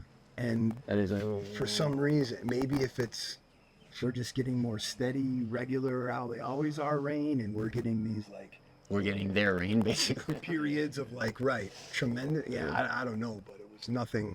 I was expecting like, oh man, if it's this bad going to Loja, should we even go to Zamora? And then it was fine. yeah. Interesting. Because there's been a few really bad landslides in Zamora, right? On the road to Zamora. Yeah. I mean, Julio. Like Julio's probably out. There was. Yeah, that's why. That's what when you guys telling me those stories, and I hadn't gone to Zamora very much, and then Yeah. with all the stuff here, then that's why Tiff and I are talking like, should we even go? Like, we have heard about all this crazy shit. Now there's roads collapsing in Loja, and and landslides everywhere. Well, I guess. I saw IT. Oh no, I don't think so. I can't tell if you got a big gap right there at the top of your tooth, or Here? if you got something. No, the next one over. I don't see it. The next one this way. Oh. I can take a picture. I don't. You might have a big gap. Yeah, you it's have right a big there. gap? You're on it. Yeah. There's either a big gap there or there's there's something. So something. ¿Está grabando? Sí. Oh, yeah. Yeah, I mean, the Orient in general, like when I go to Zumba, I like check first. Like, is it a good time to go? Yeah. Because Yeah, if we it's been check. raining enough, can be a We problem. had one of the kids' family from the soccer team had family in Zamora, and they called and checked. Yeah, no problem. But yeah, Kirsten and Reina went to dance last night in They got Loja stuck, huh? and got stuck. Oh, yeah. And came back. They're on their way back now on the bus through Catamayo. So the bus is going that Oh, way. I mean, that has got to be had like 2.5, 3 hours on a bus. Huh? Yeah, I mean, From An hour and a half. I mean, yeah, almost 3 hours. yeah, probably Right? something like No, actually, no. Loja to Catamayo is like an hour. an hour and then another 2.5 hour and a hours. half or something No, like Yeah, 2, 3 hours probably on a bus. Oof. 2.5, 3 hours. Yeah. Yeah, they had to sleep at one of their teammates' houses. Yeah, and then what happened in Loja? Yeah, That was that's wild wild. last night. And that's probably the third time since I've been here that's happened. Yeah, But not that like one looked that. a little crazier than. Oh, yeah. No, but there was one. There was some, like the Universitaria River flooded quite a bit. Yeah. But none of the cars were flowing down the road. And Yeah, no, I certainly hadn't seen it taking people. stuff. Yeah, taking people. Dude, Certainly I, hadn't seen I think someone passed away. Did they really? Someone died, yeah. You're kidding me. Somebody They got told me slammed into now, something or slammed into a wall. like a little girl or something. Oh my gosh. Yeah. Jeez. I mean, people, yeah. The water was taking away people Wow. down the road, down the street. And it looks like they were slipping a lot because it's like a slide, right? The roads are it's yeah. not like bumpy or whatever, it just And then the current flow just, down, right? Yeah. Yeah. We had It's maybe up to your knees or more, right? the first house Tiff and I bought in the States. We lived in Rockford, and the city kind of sat down a little bit lower this part of the neighborhood. And there was these culverts. The city didn't dredge or something, and then it flooded and it backed up, and it was like that, but I was like water up to my nipples flowing. Like I came out of my house because there was people stuck, and I was like trying to help like old people because the water was like nipple high, waist high, cars getting, and that was in Rockford, Illinois. So Is that yeah. hilly or is that pretty flat? no, it's super flat, but it just happened to be a little bit lower, Yeah. so that when the dredges didn't get, or when the ditches didn't get dredged and an overflow and everything plugged, like the overflow got plugged, just everything backed up, and we had this torrential rainfall, and I mean, water was coming up through people's basements, drains, into their house, like it was nuts. But I remember as soon as you talked about the people getting pulled, like it brought me right back. I remember I could still see this woman's face. She's holding onto a light pole, like an old woman, like, I don't know, maybe like 60. I'm not that old. Our age, you mean? Yeah, like our age. But she's holding onto the light pole like nothing, like she couldn't do anything, like just stuck, and the water's just flowing and flowing. And then the crazy part, I got her and brought her back, and Tiff was like screaming at me, "Don't go!" And I bring her back, and then the next day, we walk back out. They got things fixed, the water resided. I remember walking back out to where she was, and there was an overpass that I didn't even realize was there. Like, so here's the pole, then there's this overpass, and the water's flowing. You can't see, but it's really like, if she lets go or if I lose myself there, you're getting sucked like down under the, into the underpass. Like there was. But no, you couldn't see. Like death, or you mean no, you're like dead. coming out somewhere? No, I mean, like in a minute if you well, survive. I don't know, but Maybe. you're getting sucked under for sure. Probably not. There's a bunch of gonna debris end well. and stuff. Right? Who knows what you Yeah. hit and when you can come out? But it was that was wild. I mean, the Yeah, footage that that I was saw in intense, Loja, that was man. intense. That I mean, the bridge collapsed, one of the bridge Yeah. collapsed, and it was all downtown. Like that's the most expensive real estate in Loja, right? Like that whole downtown area, all the shops and stuff, they must have been flooded. Oh, did you see that today? They were shoveling mud. Yeah, sure. I But mean, that has happened before. Yeah. I've seen that where it's coming in all the buildings through the streets. Yeah. I don't. Yeah. Again, I haven't seen it that bad, but I think I've seen it within 15-20% of that. Yeah. Yeah, it's. But wow, someone died. That's So someone in town told me that someone died. some little, probably a kid. That's really sad. I think there's been flooding all throughout the country. My dad told me this. My dad's actually in town. He got here last week. Oh, nice. Yeah. He said that somehow on social media they said that 14 people died from the flooding in Ecuador in general. I think Machala had some floods. I think maybe on the coast. Yeah, and stuff. Machala had Up north, they were having some stuff. Piñas, I believe, like Piñas, there was like a house that fell down or whatever. I remember seeing footage a few years back. We had that one rainy season that was like crazy. Yeah. Like 3 years ago or something. Uh huh. No, it had to be more. 4, yeah. I don't know. Okay, this is my fourth rainy season. This is It was. nothing was like. It was the nothing. year that. So that'd be pre-COVID. Probably. Well, I mean crazy like here specifically. I don't really know about the rest of the country. It was probably was countrywide. But it was that year that all the water accumulated in the San Pedro River and then crashed through. It was like 4 years ago. Yeah. 3, 4, 5. I remember being close to Madre Tierra and looking down. Yeah. That was crazy. Yeah, that was like some houses in San Joaquin flooded. Yes, that's right. And I believe it was then I saw this video of basically like a mountain. This was up north, I think north of Quito. And a mountain basically collapsed. And they had a video of it. And it was, I mean, you were watching houses and cows and people and cars just. Like an avalanche of mud. Yeah, I remember that as well. was like- That video. It was hard to watch. Yeah, because it's like, I mean, Quito's a valley, but there's a lot of stuff up there, right? And I think the water flows down the mountain, like so a lot of roads are steep. And, people, it was pretty. Well, even she lives up in the mountain. Yeah. And she, the house, there's like these raised beds behind it, but then the mountain's kind of up. And she had inches worth of water in the house because and mud and stuff. Wow. Just from it just. It's just like poor design of the drainage, or. I mean, probably combination. Yeah. Where's the house more or less? Like general area, like the neighborhood, the body. I don't recall. Because she said it was like in town. We probably not quite shouldn't in mention town. that anyway. Yeah. Right. Yeah, I mean, our house flooded. Like the previous house, we moved to a different house, but our house flooded a lot. On the patio, and all the mud and the water, seeped through the walls and stuff. It was moldy. It was really bad. Actually. I'm so glad we moved out of there. Yeah. Dario's house, just past Blue Car. It's his house, but the mountain came down and took the whole wall out. Like he's having to live with his uncle, and his uncle has that unfinished place that he's staying at with his family because they don't have money to fix it, and I went and saw it. I mean, the walls completely collapsed in, the roof's fallen down, like there's nothing to do, and it just kind of came down the mountain, took it out. Yeah.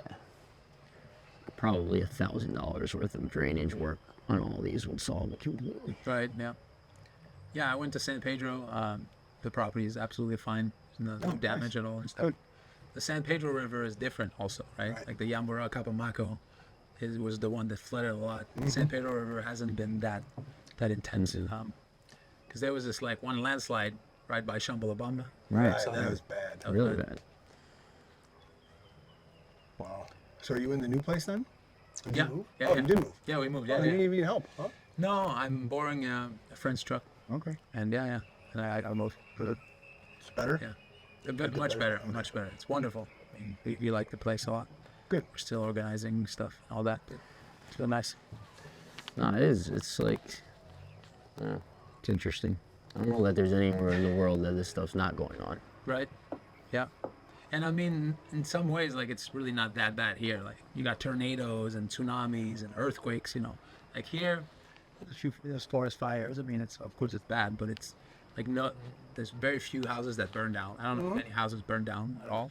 I mean, there was some. You know, I think in forests that burned Keelan, down. I think in Keelan they left a couple. That's huge one. Okay. But yeah, but still your point was accurate. And then it rains a lot, and there's a few landslides, but not that many people are affected significantly.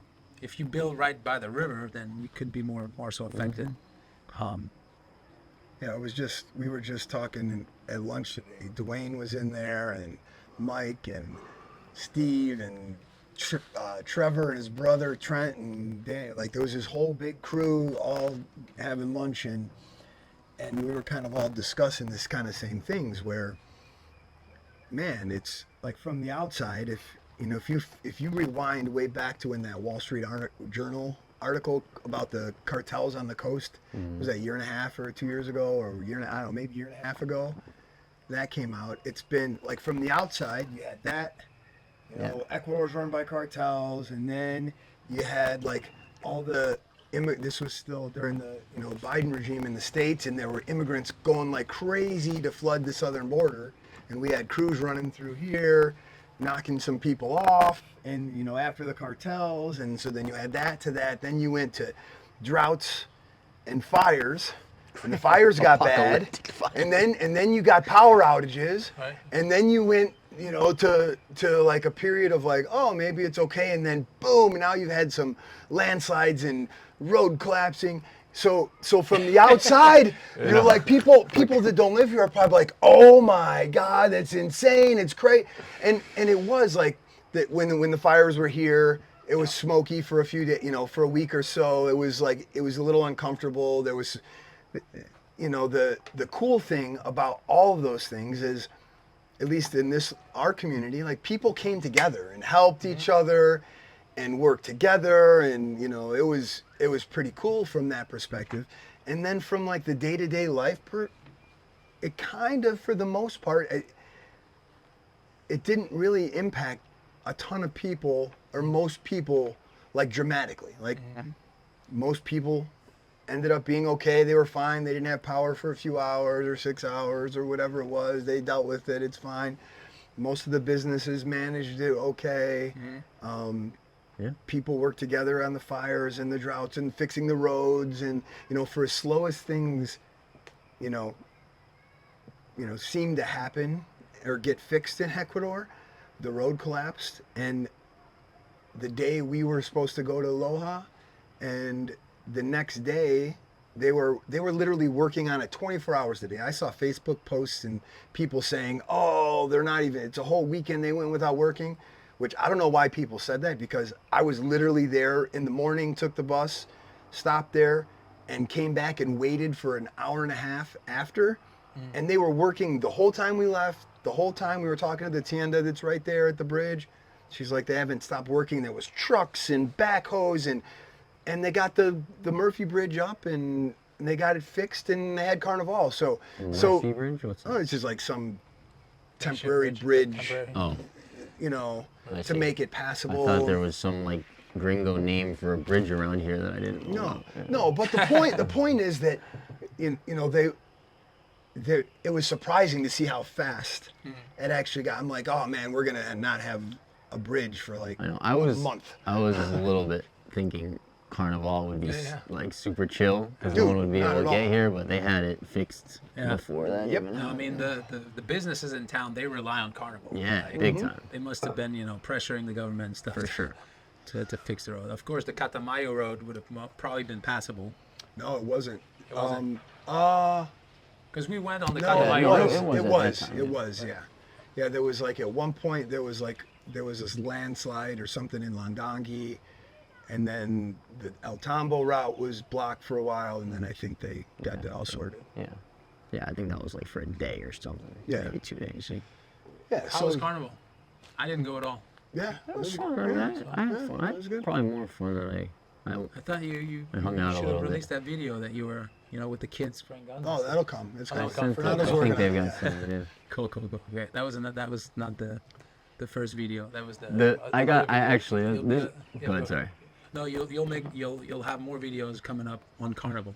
Yeah, this was just we wanted to do because there was all the teams coming from Peru and Colombia and Right, Brazil. that stuff, right. That it Cool. was just on that. That was nice, And man. Victor wanted to, was like, he thought it was a good idea and wanted to do that, and then we're gonna do like a carnival compilation, Cool, like cool. videos. And So stuff. just I don't. Maybe it's only funny to me, but we're riding around in the back of this truck, right? And so we look really formidable. Yeah, Like of so. course. It's like it's got the big engine. It's a decent sized Is it truck. Fenton's truck, or- It's Fenton's Yeah, truck. It's packed. Like there's I don't know, 15, 20 of us in there or something.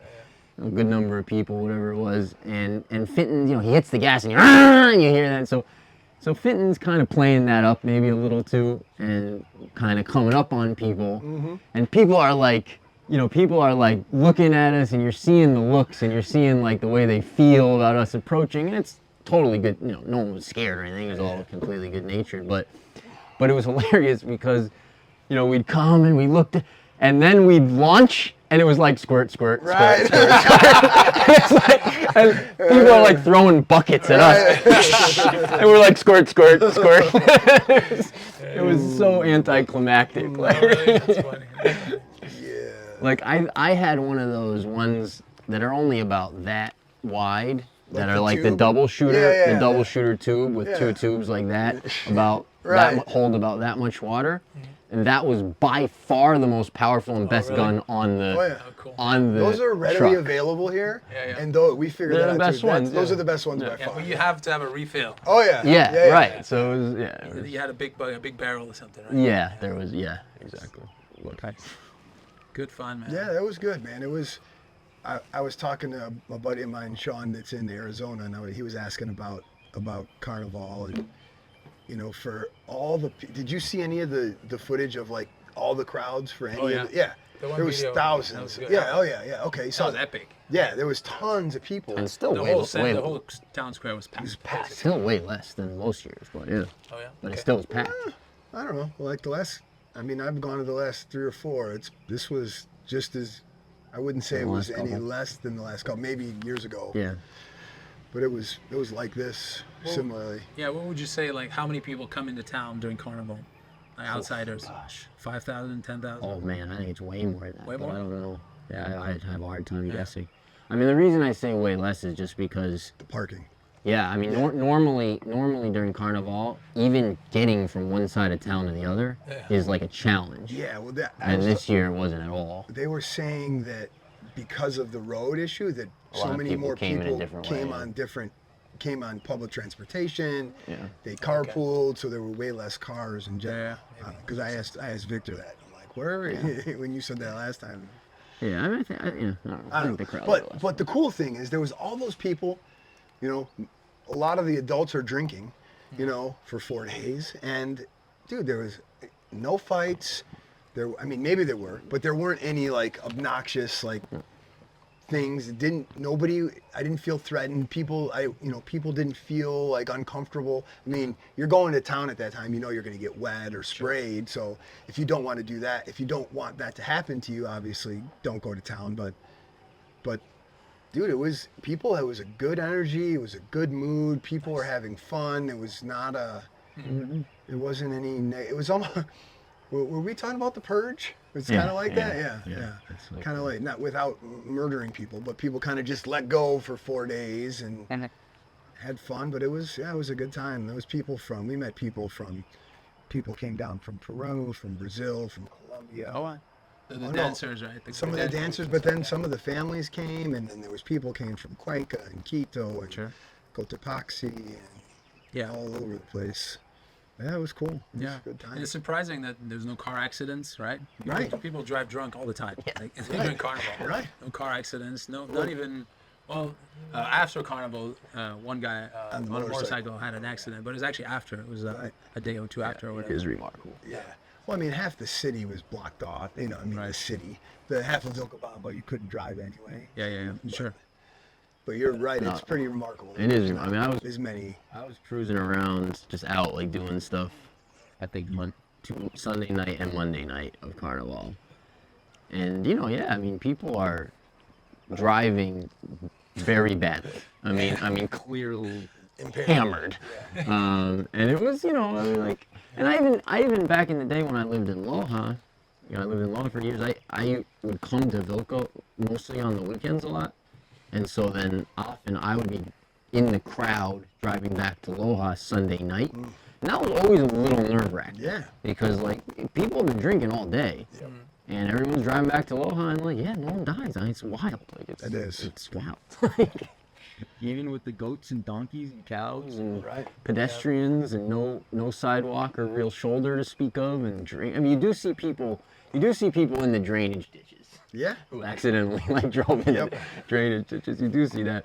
Even coming back from Loja yesterday, there was a truck just outside of town, like before where it drops down and there's that store and the bus stop, like before that. There was a truck that was, angled like this. That sucks. The weather in Lojas too, man, it's so funny. It was like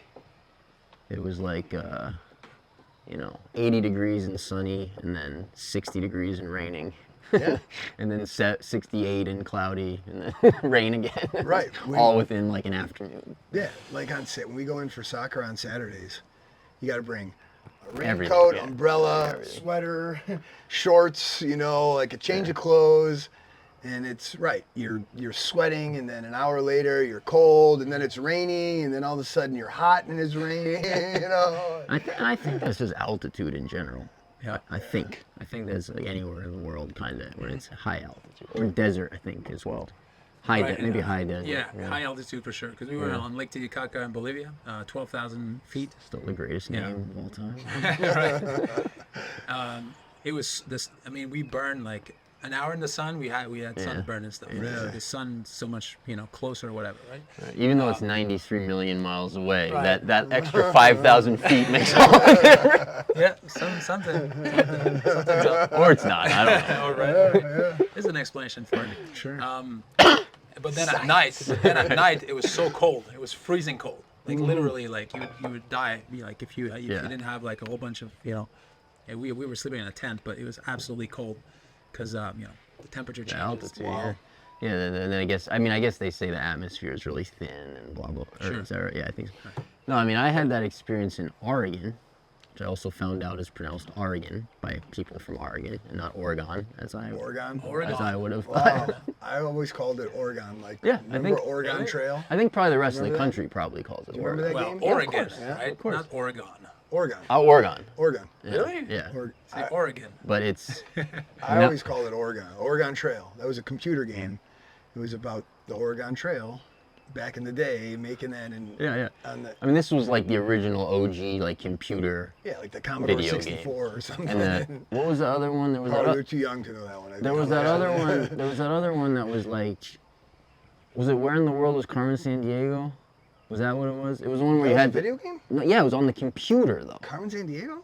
I forget if it was that one. It gave you a clue, and then you had to figure out where you were. Carmen Sandiego. You'd have to like travel to like San Francisco or something, and then there'd be another clue. I remember the song. Yeah. I don't know, maybe. Oh, really? Wow, I didn't. Oh, you know why? It's because I haven't paid for this cloud. They want too much money, bro. So now You gotta delete. You know what I do? maybe we can just go to less cameras for this one. Yeah, I think so. Voy a borrar el último entonces. Sí, el último Yeah. ya tengo todo. Ah, yeah. Si es que hay más últimos que Me imagino. son los más pesados. Claro. Son 2 horas, pues. Yeah. Technical Tres difficulty. horas. 3 horas. Technical difficulty. 4 horas. The last couple have been long. Yeah, I just deleted one that was 2 hours and 46 minutes. Oh, you still have it on there? That's wild. I don't ever delete anything. Oh. Yeah. Listo, gracias, Fernando. What were we talking about a second ago? Not the video games. but Oregon. Oh, yeah, Oregon. Oregon. Oregon. It's Oregon. It's Oregon. Yeah, Oregon. Oregon. So Oregano. yeah, I got in trouble when I was a kid, and I got sent to this thing, and I found out that In there's- Oregon? I found out that there's not only is there desert in Oregon, there's desert like we drove like 4 hours, but from the last time we saw a house or a person or a store into the In the into desert? the desert. Wow. And Huh. I spent 3 weeks in this desert, and it was like that. It would like a literally reformation sometimes, camp? yeah, basically. Reformation. It was like, yeah, pretty much. What happened? It would snow at night a lot. Like we would, we didn't even have a sleeping bag. I had a tarp, and No sleeping bag? no, I'm sorry, we didn't have a tent. Tent. We had a sleeping Oh. bag, yeah, but not a tent. They gave you a So, tarp? Yeah, a tarp in case it snowed, and so it would snow a lot, and it'd be cold, like really, truly cold. And then by the time the sun would come up, and then like an hour Did you later, snuggle with the other boys? there was even girls out there. What? But, yeah, but you What couldn't. kind of you weren't. Reformation You, camp was you this? weren't allowed to speak. Oh. Yeah, you could only speak at like a very select time. there, like, drill sergeants And you were and stuff, essentially or? isolated. So like when you set up your camp, you were by yourself. Wow. So it wasn't. interesting. Yeah, you How cooked long all was your that? own food. It was 21 days. Really? And In you- silence. That was like. I mean, you weren't silent the whole time, but you couldn't like socialize at all. Okay. So you basically hiked for 9 hours a day, with like a huge 60, 70-pound backpack in silence. That's Military pretty cool, style. man. And then That you was like did. a Then they had. spiritual practice. I mean, Yeah, in they, some ways. well, How they old were actually you? had. I was 14. No Wow. shit. Yeah. That's interesting. That's wild. Yeah. That's, That's a whole nother That story. forged Oh. your character in some ways. Yeah, and so I mean, it was both rewarding and caused a lot of growth, and was also traumatic. And I mean, the kid I was at that time, I wasn't going. So Well, that's what I was saying. Like, you have to volunteer. You have to. yeah, like, you have and to I choose. didn't, and right. I didn't. So yeah. 2 big guys came and got me, and I fought them with everything I had, Right. and they But beat the then living once you're shit there, out of then me. how do you decide that you're gonna respect the rules? You don't really have a choice. I mean, you're in the wilderness. They take your shoes at night. Oh no way. Even if they didn't, there's nowhere to go. I mean, you die. Like if you ran Right. off and tried to like. Well, like, what if you? would So die. what if you go sneak off to your, the other kid, that's your tent. Yeah, tar- I mean, stuff went on. I mean, Oh, I got in some trouble, during the time. But anyhow, yeah, it'd be like I want to talk about that. Well, we can if you want, but it'd be like 85 and sunny, and you'd be boiling during the day, and then it'd be 20 degrees and snowing in the middle of the night. Like it was, I didn't. Yeah. Were there counselors there? Yeah, Like to yeah. like talk to you? Were there? Yeah, it was counseling. Okay. Yeah, you'd have that. You'd have like, you had all this, you had stuff you had to write, but even that, they'd like give you the paper, pen, and then take it back. There was. I mean, they strip searched you. Like they literally like bend down, spread your cheeks. Really? Yeah. Oh. Didn't do that. Thank Okay. God. No, that was a But- rubber glove. Like. Right. Okay. Oh no rubber gloves. But I mean, I had brought. I mean, you would enjoy that part. But, I had hidden like a carton of cigarettes and like some stuff like that, and they found it all, took it. And that's it. All right. Haha. Yeah, I mean that was before it started. I mean Okay. these guys came to my hotel and got me, which and then that wasn't fun. And then they beat me up pretty good. And then Put a bag on your head or no? no, but they Okay. like I fought them to the point where they had me in the air to get me out and carried me like in the air from second floor through the What were you parking saying lot. to No them? way, dude. I was- Were they no, I police was fighting. officers or I what? was Were you fighting. like saying anything to them? Like, Yeah, I was talking a lot of crap. I'm totally imagining. Yeah, what yeah. you're saying. 14-year-old 14-year-old Jesse, Wild, man. 14-year-old Jesse, who was in like full-on tough guy rebellion Oh mode, god, that would have been was great. pretty funny. Yeah.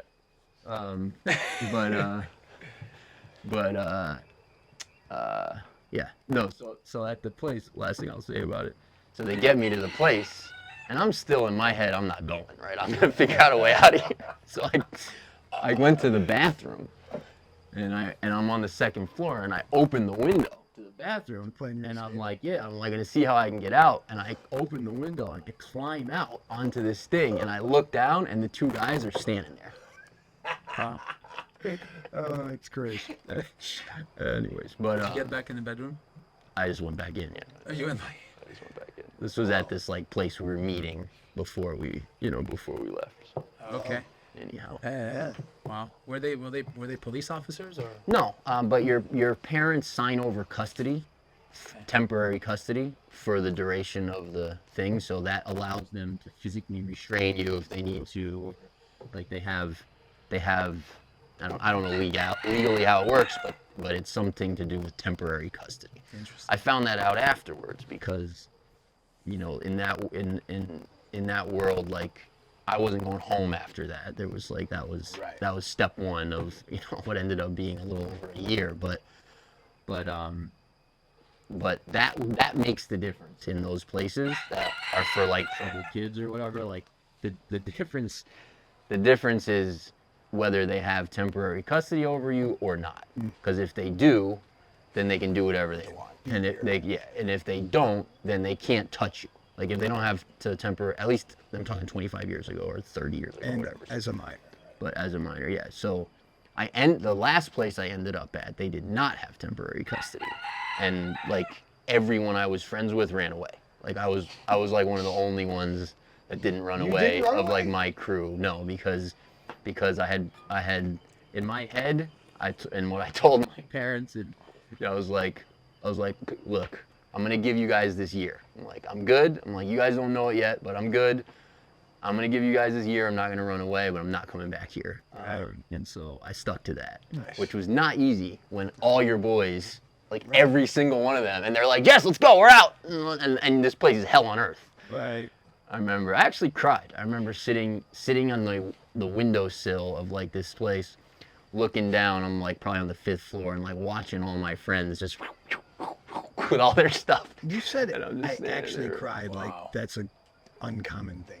Yeah, I mean, bro, that was probably the last tear I shed before my grandmother died. I shed a Really? couple tears when my Well, that's grandmother because died. that was still right. That was like Yeah. the end of Yeah, the. and then I didn't cry, okay. and then I wasn't able to cry for another probably 15 years after that before I was able to open that back up. Wow. It's good stuff, man. It's good stuff. Yeah. I'll cry in a commercial sometimes. Like, I'm getting to that point, dude. I'm getting to that point. Like I get movies, especially like sports movies. Yeah. Any movie where there's like triumph. Yeah. Where it's like somebody wants something bad and then they're working towards it and they get it. Right. Bro, I lose it. I can't hold it together. I don't watch movies like that around other people because I'm gonna cry. Dude, I'll still choke up sometimes from Michael Jordan highlights. Yeah. Yeah. You know, partly because it brings me back to that time Right, when I was a right, kid, exactly. watching that. But man, like there's emotion there still that's real. Yeah. I mean, I've told you, I still go back and watch Knicks playoff games from the early 90s, and That just makes you mad. I'll watch the whole series, Brandon, and I will live and die with it as if it's happening live. Yeah. I mean, Starks goes up, I'm like, and then Yeah. I get emotional, I get upset, I get happy, I get, Right. yeah. That's great. It's absurd, but it is great. No, it's all good, man. Even Emotions music are now, great. I'll Yeah. start to like. Absolutely, music. My emotions are right there these days. Yeah. I don't know. Yep. It's what it is. I remember making fun of my dad. He used to. I mean, he would cry at commercials.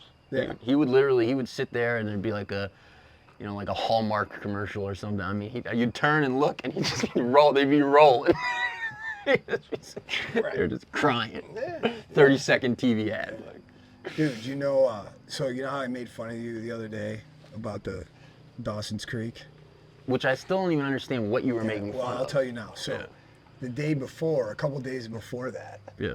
you shared that on the Abundant Living group, right? That video. The day before, the couple days before I shared A it. couple days before you shared it, Yeah. I came across it from Vander Beek on Instagram. Somebody sent me an Instagram. Yeah. So I have this thing with my buddies.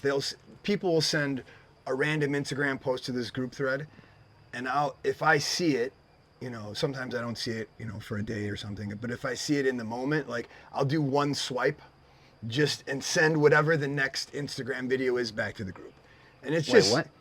You know how you ever got an Instagram and like an Instagram short, or I don't know what it's called, a reel, whatever that Instagram video is called. And if you get one and you look at it, if you swipe up or down, It goes to the next one. It goes to the next one. I see. So I just do like whatever I get, I make one swipe and I send whatever that Why? video is, just for entertainment, because it's just Just because it's fun for you to do. just fun, and we send it right, and it's like sometimes it's like a chick like dancing like in a provocative way for random, and it's I don't even use Instagram. You're just messing except around with your buddy. just messing around, Yeah. right? So I get one, and it's like I don't even remember. It was about something dumb, like they always are pretty much dumb stuff. And I swipe, and it's the James Vander Beek. Did you see that? Did you watch that? Okay. So James Vander Beek was like Dawson's Creek. I was had in sent it to the Abundant Living thread. Right. That's what he's talking So about. James Vander Beek was yesterday, I a think. child Oh, okay, actor. I didn't see it. He's a child actor in this show called Dawson's Creek that was popular in the 90s, Which maybe I would not have been 2000s. able to tell you, by the way. And But you could. anyway, I didn't watch it. I just remember. But he was also in, was he in Varsity Blues as well? Oh, he was in a football movie. Yeah, he Varsity or a football Blues. He show, was yeah. Varsity Blues. That's where I remember him from. But anyway, most people know him from Dawson's Creek. And he was really skinny, and I started He watching. was like the backup quarterback maybe for one of those. Yeah, something like that. I don't remember. Yeah. But anyway, so I always watch the next Instagram and before I send it. And it's this one, and I'm watching it. And it's him, and he's in this very serious, and he's very skinny. I almost didn't he looks recognize sick. him at first. Right. And then he's talking about the experience he had over the last year and how he used to identify himself as an actor and how he found like value and pride in identifying him. I'm getting goosebumps.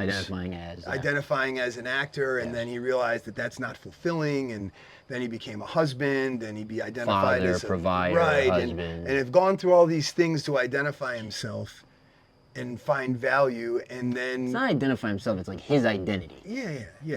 yes. Right. Well, that's him. Is that the same to you? I think Okay. kind of, maybe not. I don't know. maybe It is to it me, is. Yeah. but then he got diagnosed with cancer, and he's faced with death, right? And he's going through treatments and whatever, and you could see like, all right, he's like skeleton skinny, Yeah. right? And he's talking about how it's just basically like an uplifting video to believe in yourself. You to can't have do faith. this, bro. I'm gonna cry, bro. Okay. So don't, right? So I'm watching this. So I just made fun of him a ton for posting that on the side, not on the group thread after. Okay. Like very. Which I didn't And understand. I didn't. Well, now I'm gonna tell you. So I'm watching this and I'm like choking up, like watching see, this and James. I knew I'm you would. watching James Vander Beek and I'm like trying not to cry, and I'm like, oh my 'Cause god, it was so good. And then I'm like, Tiff. And I go in there and I'm trying to, I wanted to show it to Tiff, because she knew James Vander Beek. He left acting, after a while. Oh, dude. And so I'm like, who is this? And she's like, he looks familiar. And then, we go and she's watching it. And I'm like trying not to cry watching her watch it. And she's like looking at me and I'm like, my eyes are glassing up. And then 2 days later, Jesse sends it to the group and I'm, and I'm making fun of him for maybe being, beautiful. liking boy. I don't know. I don't know what. Can we say that on you? Probably can't call. Don't You say can't. it. Yeah. I'm going to. I was making jokes like that. Are we on YouTube? Well, this goes in the end. Yeah, Oh, we've really? been putting Yeah. it in. It's been I'll good. use the bathroom. It's fine. Yeah, it's right here. Oh, I'll go there. Yeah. Yeah. So that's. But I still don't know what. What were you? Just saying that you're gay. What do you mean? That's it? You know how I know you're gay? 'Cause you sent that and I did it 2 days before that. I know, because, it was funny to me because, like, knowing, you know, me knowing who you are, I knew that that kind of thing for you is gonna be touching for you. And then you're like running your mouth. Oh, and it's so good. Thought, like, I'm like, did this dude just get like triggered by this? Like, So good. what is happening right now? Bro, like, it can't be. Can predict. Yeah, well, I mean, you got the key. You are all over that. You don't have that. No more water. No, I say. No, Oh no, you're I'm good. good. Okay. I'm here. I mean, I put the water in here. All right.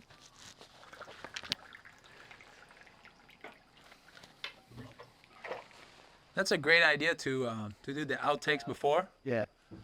because we're kind of like, well, in my personal self, we're almost like kind of getting comfortable with each other, Yeah. right? We haven't been here in 8 months, bro.